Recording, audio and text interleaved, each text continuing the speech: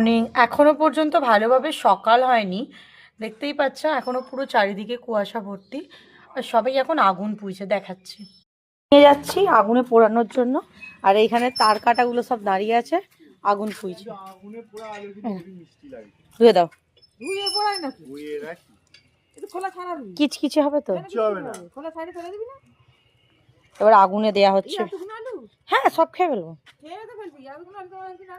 ই বাবা, এইরকম হবে বলবে তা বলে? এই ভালোবেসে না দিলেই এইসব হয়।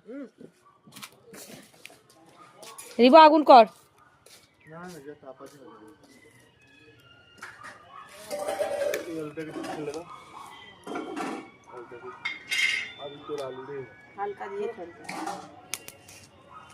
আগুন আজকাল দিনের বেলাতেও জ্বলে এরকম ভাবে।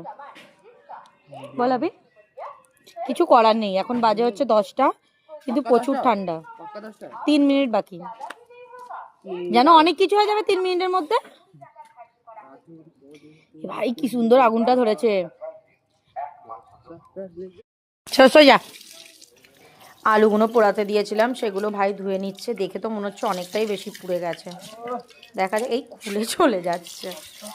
আমি এখন বসে বসে বিরিয়ানি খাচ্ছি। কালকে অর্ডার করেছিলাম veg biryani, Delhi style veg biryani Karim's থেকে। আহা কি স্বাদ। আবার তোদের উঠতে হবে।